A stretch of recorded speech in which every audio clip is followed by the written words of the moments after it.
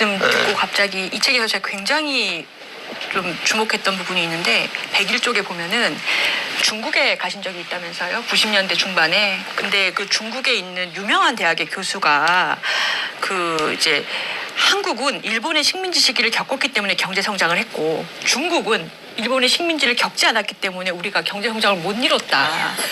이런 충격적인 얘기를 거기 교수가 하고 근데 실제 조사 자, 이때 그 얘기했던 교수가 칭화대 유명 교수 맞습니다. 좀 더 들어보죠. 결과가 있다면서요. 인도, 뭐 타이완, 캐나다 이런 데서는 식민지 시기를 굉장히 긍정적으로 평가하고 심지어 향수까지 가진 지식인들이 있다. 그럼 이건 같은 맥락일 수 있겠네요. 이거 자, 이 방송이 노무현 재단에서 했던 방송이고요. 제목이 조선왕조는 망할 수밖에 없었는가 이런 방송이었거든요. 이때 참석한 패널이 유시민 형님이었고요. 자, 깊이 있는 분석, 예리한 통찰, 합리적 사고. 안녕하십니까. 이 세상에 단 하나뿐인 세클턴 결사대 핸드폰 방송을 이끌고 있는 세클턴 박단장입니다. 자, 오랜만에 오늘 아침 토요일 날 저희 원래는 인문학 방송으로 제가 시작한 방송인데 그동안 제가 이래저래 이유로 인해서 제대로 못했어요. 그런데 오늘은 제가 조금 마음 좀 작심하고 나왔습니다. 그 이유는 어제 공수처에서 내란숙에 체포하러 갔었는데 그 꿈을 이루지 못했고 연기됐죠. 그것을 보는 저 역시나 우리 세크리터분 역시나 마찬가지고요. 모든 사람이 마찬가지일 겁니다. 불안하고 우울하고 초조하고 이러다가 정말 안 되지 않나? 이런 생각도 할 수 있을 것입니다. 또한 상대편이 볼 때 상대편이 그러면 도대체 국민의힘 국진당 저놈들은 왜 저런 순리대로 가지 않고 저런 짓을 뭔가 꿈을 꾸는가? 요건 역시나 아마 우리 세클리 대원님들은 잘 아실 거라 봅니다. 이유는 단 하나죠. 우리는 분명하게 알고 있죠. 그거는 그동안 우리 사회에서 있었던 것들을 우리는 통해서도 알 수 있어요. 그동안 우리 사회는 심지어 경상도 지역 이런 얘기도 있잖아요. 아마도 경상도 사람들은 그쪽에 국민의힘의 후보가 걔가 나와도 걔가 출마해도 뽑아줄 것이다. 이런 얘기죠. 결국 이런 거죠. 다시 말해서 진영론이라는 얘기죠. 우리 사회에서는 워낙 비정상적으로 이루어지다 보니까 어떤 시비, 옳고 그름의 어떤 국민들이 투표 행위를 하고 정치적 판단을 하는 게 아니라 이게 내 편이냐 아니면 네 편이냐. 내 편이면 별짓을 천인공날 짓을 다 해도 쉽게 해서 윤석열 같은 놈들이 그런 짓을 해더라도 그냥 지지하고 옳다고 판단하고 이렇게 요런 거죠. 요런 거. 바로 요런 것 때문에 국민의힘이 이걸 노리고 있는 거죠. 그래서 저는 이것을 이제 좀 어렵게 진영 논리나 정치 쟁점화 논리 아니면 또한 좀 더 어렵게 본다고 그러면 정치 지형이 매우 국민의 천안함 전국 이후 정치 지형이 매우 국민의힘 쪽에 유리하게 계속 유리하게 전개되다 보니까 이건 역시나 이번 건 역시나 더군다나 개도 뽑아도 개쌍도에서 경상도 사람들은 찍어주는 그런 상황이라면 이거 한번 우리가 그동안 댓글 부대 열심히 하고 저 정도만 우리가 뭔가 단합된 모습을 보이면 이거 결국은 여론전에서 우리가 승리할 수도 있어. 자, 이런 생각이죠. 이런 기대잖아. 이런 희망이잖아요. 자, 그래서 이렇게 되는 거예요. 우리가 이유는 알자고 왜 이런 기가 막힌 일이 벌어지고 있는지. 그런데 저는 여기서 이 방송에 앞서서 제가 오늘 방송 내용 역시나 많겠죠. 그런데 여기서 한마디 지적하고 이 부분에 대해서 제가 넘어갈게요. 좀 논평을 하겠다는 얘기예요. 어제 그런 사태가 있는 다음에 논평을 제대로 된 논평이 안 나왔어요. 특히나 제가 좀 들어보고 싶은 거는 그래도 좀 수가 좀 되는 쉽게 얘기해서 시민이 형님 정도 논평을 좀 듣고 싶은데 어떻게 생각하는지. 그런데 그보다 좀 낮은 사람들의 논평이 있더라고. 저마다 제각각이죠. 그래서 제가 이 부분에 대해서 우리 세클턴 결사대 시계의 어떤 논평을 좀 제가 내리고 넘어가겠어요, 오늘. 자, 저 역시나 또 한 번 오늘 방송 정말 어려운 방송이 될 것 같네요. 제 방송이 사실 어렵습니다. 모든 면에서 어려워요. 그래서 도대체 잘 해낼 수 있을지 또 걱정입니다. 그러나 한번 해보겠습니다. 자, 먼저 어제 관련해서 논평입니다. 저는 어제는 사실 안 될 줄 알았어요. 그리고 약간은 어제 물론 한편으로 바람은 어제 깔끔하게 정의는 힘은 곧 정의거든요. 그래서 과감하게 제 앞에서 그냥 체포하는 식의 응급도 괜찮았어요. 저는 또 사실 그쪽을 좀 바랐는데 저는 이런 생각했어요. 안 되더라도 아직 불안하거나 걱정할 필요는 없다. 어떻게 보면 결과적으로 보면은요. 저는 제가 볼 때 결과적으로 보면 안 되는 거 두 번째, 세 번째 시도해서 성공하는 게 저는 나을 것 같아요. 왜냐하면 이게 결국은 저놈들이 국진당 쪽에서 희망하는 게 뭐냐, 여론이 반전될까를 기대하고 있는 거거든요. 그러잖아요. 자, 그런다고 봤을 때 저놈들의 어떤 희망이라고 봤을 때 그게 희망이라고 봤을 때 그게 전략이라고 봤을 때 최대 전략이거든요. 여론 반전 그러잖아요. 이거는 이해가시죠? 자, 그렇다고 그러면 상대수를 읽어야죠. 그러면 차라리 그러면은 공수처에서 그냥 무력 진압해서 윤석열을 체포해서 끌어내는 그 모습은 오히려 저쪽이 바랄 수도 있어요. 여론의 반전이죠. 여론의 반전. 자, 그런 면에서 본다면 오히려 이쪽에서 좀 힘에 좀 밀리는 모습, 좀 화기도 막 무장하고 막 있는 모습. 자, 그런데 지지율은 어쨌든 체포해라는 지지율이 65잖아요. 35대 65잖아요. 이 65 체포하라는 지지율이 현재까지입니다. 이건 유동적이어서 이게 35대 65가 변화될 수 있어요. 국진당이 바라는 거죠. 자, 변화될 수 있어요. 이게 저도 불안한 거예요. 잠재적으로 저도 불안하다고 봐요. 늘 저는 얘기하지만. 그렇지만 자, 그런 면에서 봤을 때 어제는 65가 실망한 거잖아요. 35가 환호한 거잖아. 65가 실망한 거. 그러면 앞으로 여론전에서 봤을 때 이럴 때 65가 희망한 대로 먼저 나와버린다는 것은요, 뭐랄까, 극대점을 찍어버린 거예요. 65 쪽의 사람들이 볼 때는 여론이 올라갈 수 있는 극대점을 어제로 인해서 찍어볼 수 있는 거예요. 반대로 35가 올라갈 수 있는 상황이에요. 여론 반전을 놓고 본다면, 심리를 본다면, 제가 그래서 깊이 있는 방송이거든요, 지금. 자, 그런데 깊이 있는 방송을 할 수 있는 거죠. 여론 분석을. 자, 그런데 차라리 어제 같은 경우에 두 번째, 세 번째 시도에서 되는 쪽으로 가면은 65가 더 올라갈 수 있는 극대점을 아직 안 찍은 상황이에요. 그래서 제가 볼 때는 결과론 쪽으로는 실망이지만 저도 그렇지만 또 한편으로는 이 세상이라는 걸 모르는 거예요.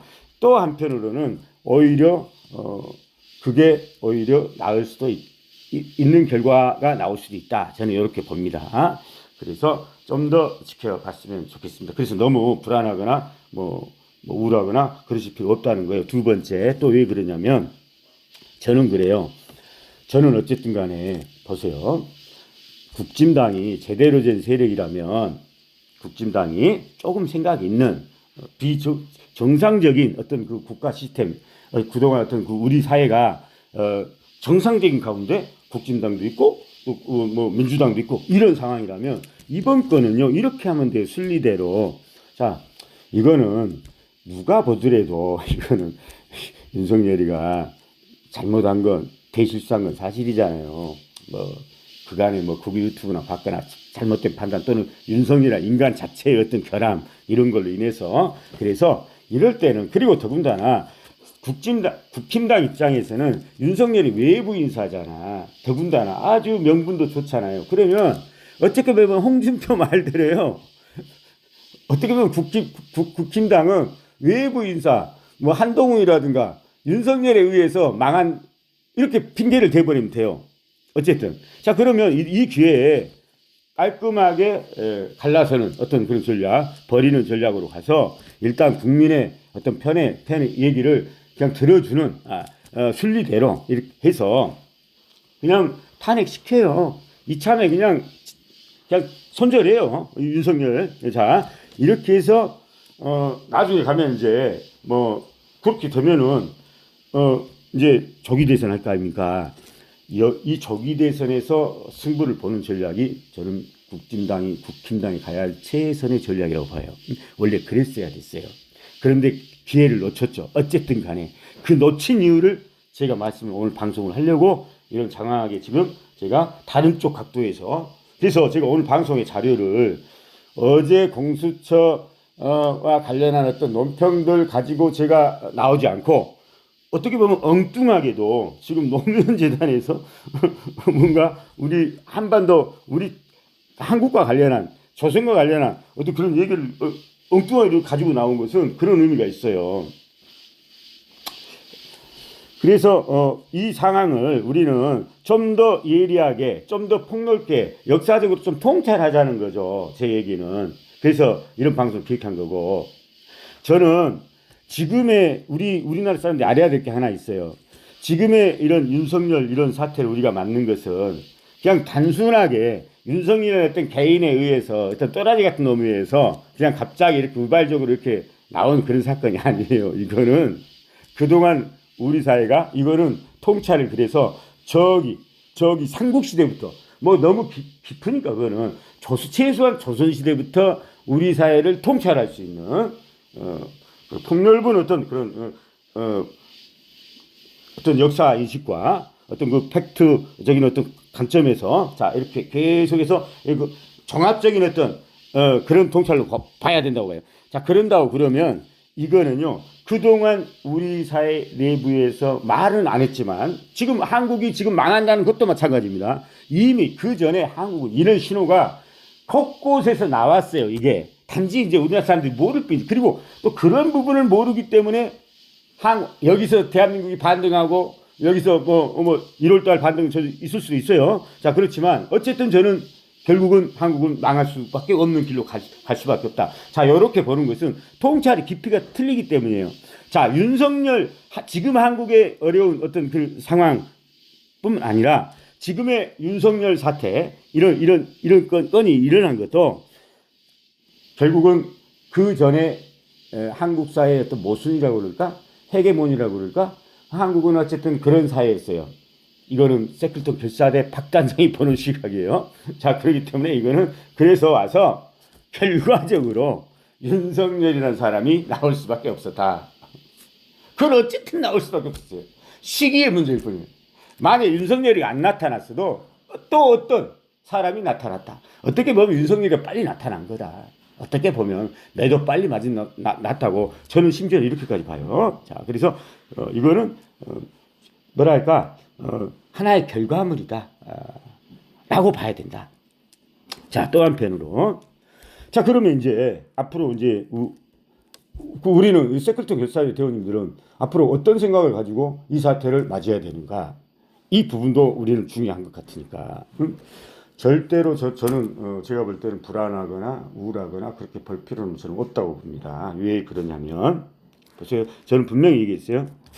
조기 대선에서 민주당의 승리해서 대권을 잡는 것은 결코 상수가 아니다고 얘기했어요. 거기에 답이 있어요.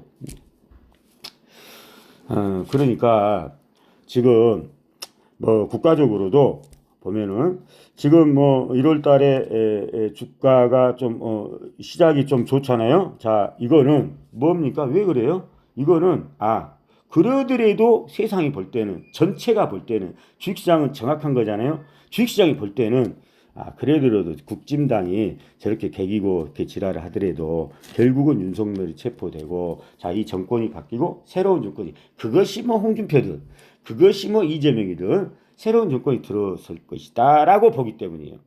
그러기 때문에 주식시장이 반등 오르는 거예요. 그런데 만약에 이게 윤석열이가 현지에서 기각되고 다시 윤석열이가 적이 대선이 안 되고 새로운 어떤 세력이 한반도를 어떤 접수하지 않고 물갈이가 되지 않고 또 구시대 그런 말도 안 되는 세계가 지금 다 포기해버린 미국도 포기해버린 손절해버린 자 윤석열이가 또 나올 수 있는 상황은 아닐 거다라고 해서 거기까지는 안 올 것이라고 해서 주식시장이 반등한 거라니까. 그런데 만약에 진짜 주식시장의 기대와 모든 사람의 기대를 저버리고 윤석열이가 된다? 그럼 어떻게 됩니까? 주식시장은 다시 그러겠죠. 환율 다시 그러겠고 자 부동산 시장 자 여기서 제가 여러 소리 할 것 없이 길게 할 것도 없이 저는요 후자도 좋다고 봐요. 그러니까 헌재에서 기각해버리고 비록 마음은 아프고 화는 나지만 당장 마음은 야 윤석열 저 새끼들 저 일당 새끼들 그래 처형시키고 구속시키고 처놓고 뭐 사형이든 뭐 무기징역이든 정말 할 수만 있으면 능지천삼이라도 했으면 하죠. 저도 마음이 그렇지만 한 단계 더 생각 넘어간다고 그러면 어떻게 할 거야? 그러면 한국이 자산시장 주식시장이 한국이 그러면 저는 항상 중요한 건 그래도 한국은 여기서 한번 덤탱 한번 제대로 단기적으로 뭔가 심각한 구조조정이 돼야 예를 들면 아파트 뭐 반토막 정도 자, 이 정도 상황이 나야 한국이 살 수 있거든요. 그런데 여기서 새로운 정권이 들어서고 홍준표든 이재명이든 이러면 물론 그러더라도 잠깐 반응할 겁니다. 그러더라도 결국은 갈 거예요. 그런데 저는 잠깐 반응도 별로 허용하지 않아요. 별로 안 좋아해요. 잠깐 반응도 했으면 저는 안 좋겠어요. 솔직히 빨리 최대한 빨리 한국의 혹독한 구조죠. 한국의 자체의 모습 분열의 어떤 결과가 주식시장에서 또는 부동산시장에서 나타나야 된다. 다만 단기로 끝내야 된다. 그래야만 우리 사회는 다시 희망이 있다.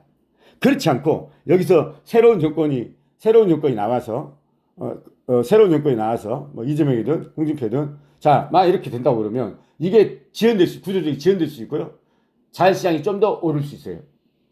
또 한편으로 자, 그거는 저는 안 좋다고 봐요. 그러니까 제가 보는 시각이 다른 사람과 좀 다르죠. 많이 다르죠. 저는 그렇다고 그러면 한국은요. 희망이 없는 그야말로 우리는 일본이 20년, 30년 뭐 침체 잃어버린 20년, 30년 거잖아요. 우리나라는요. 그랬다가는 70년 잃어버린 나라가 될 수 있어요. 그러면 이거는 어느 누구한테도 안 좋은 상황이에요. 이거는 투자자적인 전략가적인 관점에서 봤을 때도 이 약 망하려면 빨리 망해야 된다.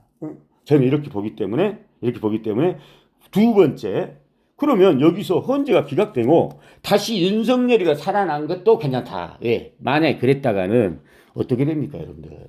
그럼 첫 번째 해외가 인정하네요. 나라라는 것은 외교라는 것은 우리나라만 하는 게 아니잖아. 경제라는 것은. 자, 두 번째 그럼 65% 이게 지지율이 그래 65%에서 55로 밀렸다 합시다. 그래도 45대 55 게임이에요. 그러면 55는 가만히 있습니까? 바보들입니까?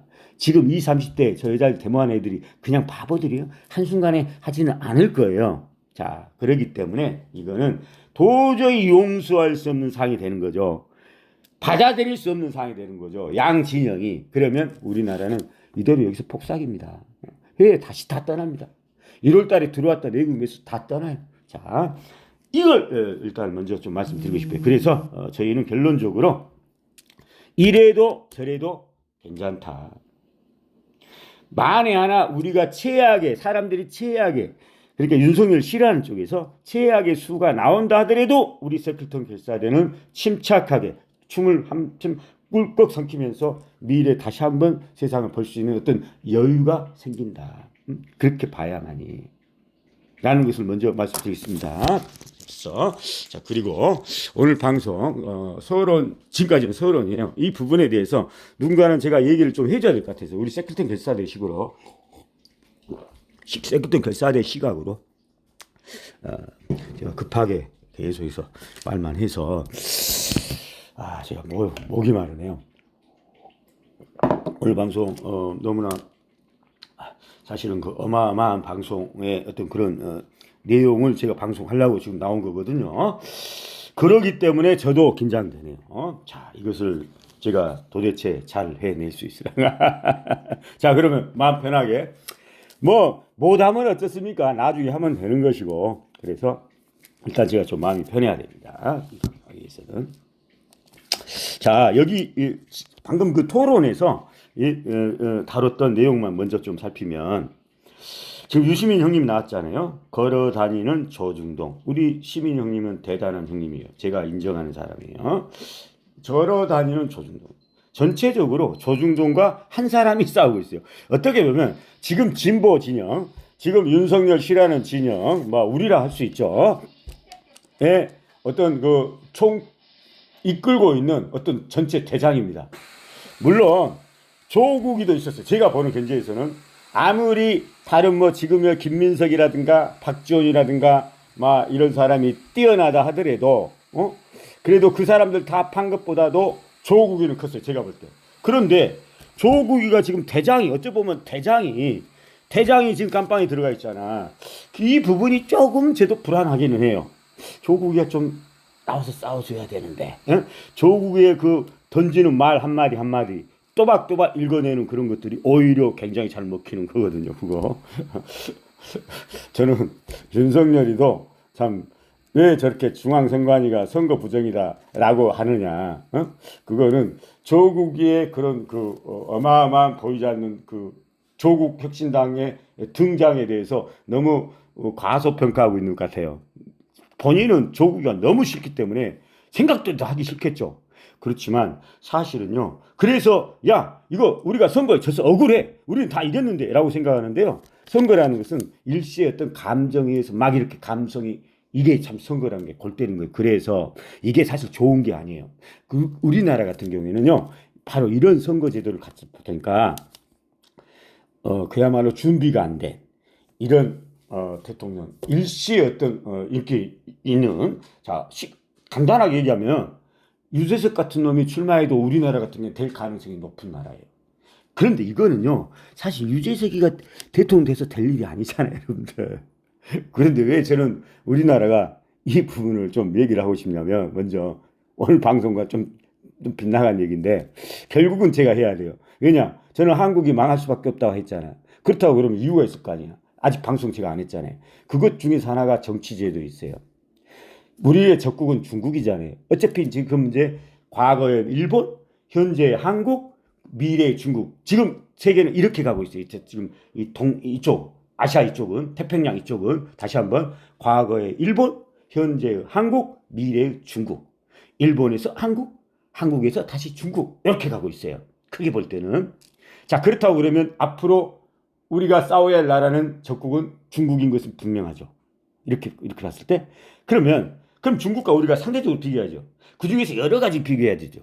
뭐 국민들의 의식 수준이라든가 뭐 예를 들면 한국은 뭐 공무원 선호가 너무 심하죠. 양반 관료 아직도 500년에 그럼 우리가 버려야 될 것 몸을 씻지 못했어요. 아직도 양반 그래서 그게 공무원 선호 현상으로 나타나요. 그런데 중국은 그런 게 없거든요. 중국은 과학 기술 막清華대 무슨 뭐 이과 막 이런 데 지원하는 애들이 어마어마하게 많잖아요. 특히 또 우리 같은 나라에는 최근에 뭐 4년대 대학 나와가지고도 의대 들어간다고 지랄하고 있잖아 지금 우리나라가. 자 이런 것들 저런 것들 다 분석해야 됩니다 앞으로. 자 통찰적으로 종합적으로. 자 그러는데 그 중에서 자 이런 것도 우리나라가 중국한테 게임이 안 되는 거야 앞으로. 그렇지만 그 중에서 가장 딱 하나만 꼽으라면 역시나 아까 제가 말했던 중국의 정치제도 있어요. 중국의 정치제도는요 정말 빼어난 제도예요. 저 제도가.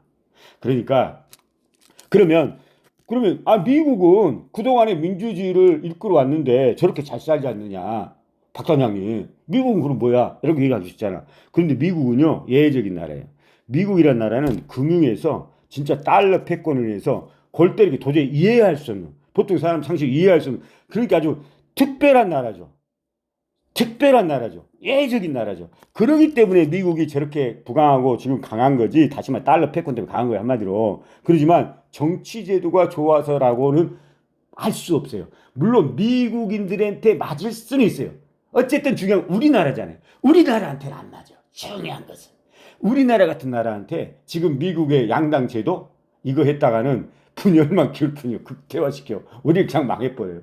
빨리 우리는 우리나라의 정치제도를 찾아야 돼요. 바로 그 점에 있어서 중국은 우리보다도 매우 뛰어나요. 역시 5,000년 문명국으로 쓰였던 그런 것이 나와요. 제가 볼 때는. 한마디로 중국은요 이렇게 생각해요. 미국은 어떨지 모르지만 한국은 반면교사를 삼아요. 한국처럼 되면 안 된다. 아마 그렇게 생각하고 저런 제도를 가지고 나올 거예요.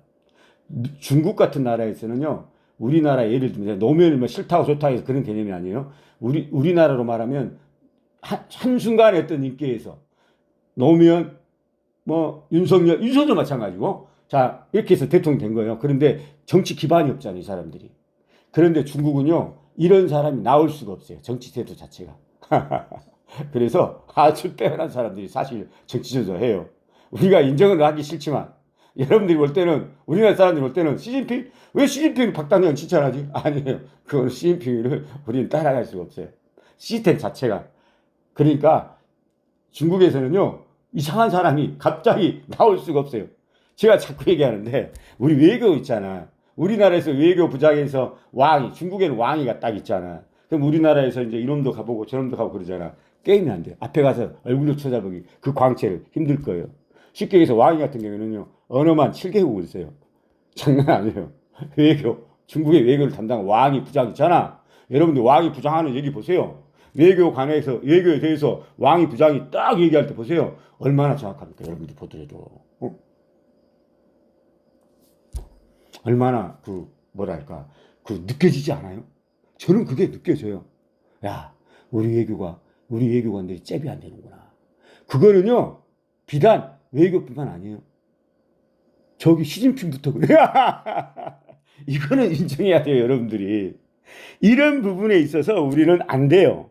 그러니까 그러다 보니까 정치 제도가 중국은 저러다 보니까 어떤 정책이든 연관성이 있어요. 연결성이 있죠, 당연히. 왜? 어느 놈이 갑자기 나온 게 아니잖아. 특히나 우리나라 같은 경우는 서로가 그야말로 이혼론의 어떤 500년 동안 이 사상이 있잖아. 나 아니고 상대방은 무조건 무조건 안 돼. 자, 이런 사고가 지금도 이어지고 있어, 우리나라는. 그래서 오늘 제가 방송도 사실 거기까지 가야 돼요. 우리 500년을 한번 훑어봐야 돼. 과거로 돌아가야 돼. 그래서 이게 통찰적으로 분석을 해야 돼요. 그런데 어쨌든 우리나라는 그러다 보니까 예를 들면 문재인 정권이 친윤 정권도 안 했어요. 그리고 남북도 했어요. 그런데 어떻게 보면 그거는 좋은 거예요. 아니 남북 경협한다는 건 좋은 거잖아. 아니 친중이 나빠요, 여러분들. 이용을 해야 될 거 아니에요. 그래서 한 거죠. 그런데 윤석열 정권 들어와서 어떻게 합니까? 국진당 어떻게 합니까? 싹 다 버려버리잖아.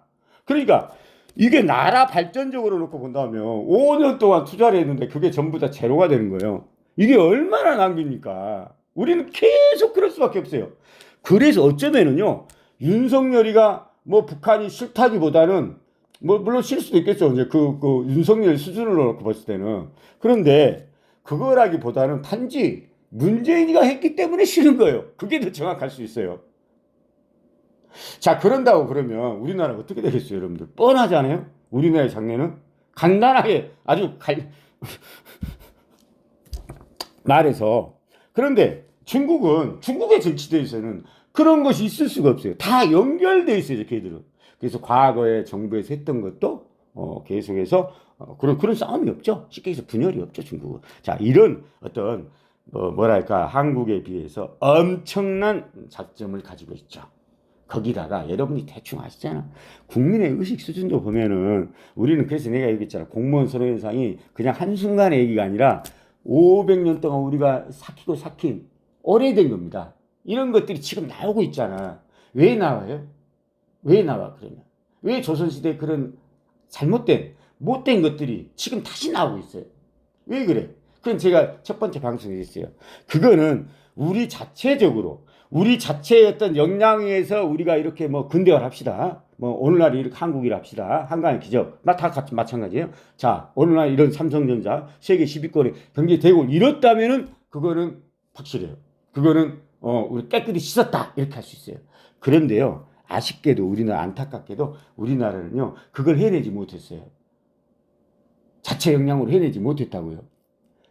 오히려 반대로 외부 일시적인 어떤 이질적인 세력들이 양대 세력을 저는 보죠. 하나는 정치 세력, 크게 말하면 박정희.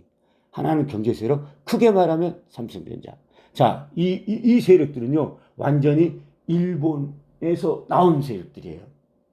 이런 세력들이 이룬 거예요. 그러면 이 부분에 대해서도 그럴 수도 있어요. 어느 나라 발전사도 보면 이럴 수 있어요. 그 나라의 자체적인 어떤 역량에서 해결하지 못하고 다른 외부 문명에 의해서 완전히 변화됐어요. 완전히 바뀌었어요. 일대 변혁이 있었어요. 그러면 예를 들면 타이완이라든가 남아프리카 그런 멕시코 이런 나라들이죠. 자, 이런 나라처럼 우리가 과거를 그럼 그대로 받아들이면 돼요. 있는 그대로 받아들이면 돼요. 그럼 가능해요. 그럼 깨끗이 씻었다 이렇게 할 수 있어요. 그런데 우리나라 그럽니까? 지금도 우리나라는 그렇지 않아요. 맨날 과거 얘기하고 무슨 친일파 제거하고 무슨 박정희 뭐 얘기하고 우리는 그걸 안 받아들여 우리 민족은. 그렇기 때문에 우리는 씻을 수 없는 거예요. 이해를 하시나 모르겠지만 바로 그 부분이에요. 자, 우리 이 토론에서도 이런 얘기를 하네요. 조선이 일본이 뭐 침략을 안 했으면 우리가 뭐 자체적으로 그러니까 근대됐을 때 전체적으로 이거예요. 그런데요. 이거는 팩트한 관점에서 보면 전혀 사실과 다르다. 오늘 방송 주제입니다. 조선은요, 안타깝게도 자체적인 어떤 역량에 의해서, 힘에 의해서 또는 그 의지에 의해서 조선 왕조를 망가뜨리지 못했어요. 사실 이건 망가뜨려야 됐어요. 우리나라 자체적인 힘으로 야, 조선 도저히 안 돼. 저는 어떻게 보면 임진왜란 때 이미 그런 결정이 있었어야 됐어요. 사실은. 그때 선조 때 그런 나라를 사실 갖다 바쳤, 사실 말도 안 되는 그런 상황이었잖아요. 임진왜란 전에 무슨 일이 있었어요? 정혜리, 그런 난 있었잖아. 그 말도 안 돼. 정혜리가 뭘 해가지고 그렇게 난리 났어요? 정혜리가 잘못한 게 없잖아요. 그런데 어쨌든 조선은 그랬어요. 그리고 정혜리는 이런 얘기까지 했어요. 아니, 일본에서 들어온다. 니네들 지금 이렇게 나라가 지금 이익이익원이 뭐 말도 안 된 지금 빠져 있는데 큰일 난다 이러다가는 너희들이 도저히 얘기를 안 듣니까 내가 얘기해도 니네들 안 들으니까 나는 나라도 병력을 사병을 만들어야 되겠다. 그래서 어느 섬에다가 사병도 훈련시키고 그랬잖아. 그때 뽑은 사람이 서자도 많이 뽑았잖아. 서자. 응? 자, 이런 거잖아요. 이것에 대해서 이거를 역모라고 받아들인 거잖아. 조선이라는 나라는. 그러면서 그 사람들의 어떻게 보면 진짜 애국충정의 말이었는데 매우 뛰어난 사람들의 얘기였는데 그래서 오죽하면 국가에서 못한 것을 나라도 해야 되겠다라는 사람이거든요. 그런데 그런 것을 역모로 1000명을 무려 죽여버렸어요. 전라도 전체를. 이 나라에서 자행된 거예요. 그렇다고 그러면 그리고 나서 아닌 게 아니라 임진왜란 우리가 맞은 거거든요. 그러면 그 이후로 조선은 망했어야죠. 아, 이거 우리가 잘못했다. 조선은 안 된다. 다른 왕조를 세우자. 다른 씨를 받으시자. 이렇게 써야죠. 그런데 우리는요, 그 당시부터 제가 말했잖아요. 그래서 조선시대 500년의 역사를 제대로 이해하기 위해서는 이기론을 우리는 알아야 된다. 리와 기는 하나다? 아니면 리와 기는 완전 다르다? 그게 이기론이잖아요. 리와 기는 다르기는 해. 그러지만 사람이 따라서 또는 그때그때 다르다. 이거는 이론론이잖아요. 이론론은 기호학파고 이론론은 영락파라고 그랬잖아요. 그러면 이제 우리 조선이 자체의 어떤 역량에 의해서 조선 왕조를 사실 끊었어야 되는데 끊지 못한 거죠. 끊었어야 되는데 끊지 못한 거죠. 자, 그래서 조선이 망했던 거죠. 이거는 세클턴 별사대 박단장의 역사관이에요. 여러분 잘 이해를 하셔야 돼요. 자, 그러면 왜 못 끊었어요? 왜 못 끊었어? 우리 사회는, 우리 조선은 빨리 끊었어야 그야말로 중요한 시절 1800년도 우리가 어떤 일이 있었어요? 아니, 일본은 세계가 지금 막 서도 동점으로 막 밀려 내려왔잖아. 그러니까 현실을 잘 알았잖아요, 세상을. 그래서 안 되겠다 싶어서 그 전에도 발전을 많이 했지만 세상에 1800년대 초에 외국인이 일본을 여행 가니까 세상 양산을 팔아요, 양산을. 이 양산을 판다는 얘기는요, 여자들이 인권의식이 있었다는 얘기예요. 여자가 햇빛을 받으면 얼굴이 시커면서 안 이뻐지니까 양산을 쓰고 이런 게 양산이잖아. 우산이 아니잖아. 그렇다고 그러면 일본이라는 사회가 어떤 사회인지 그 양산을 팔았다. 양산 가게가 있었다는 사실 하나만으로 우리는 1800년대 초반에 일본이라는 사회를 우리는 짐작할 수 있잖아. 이런 것들이 통찰인 거죠.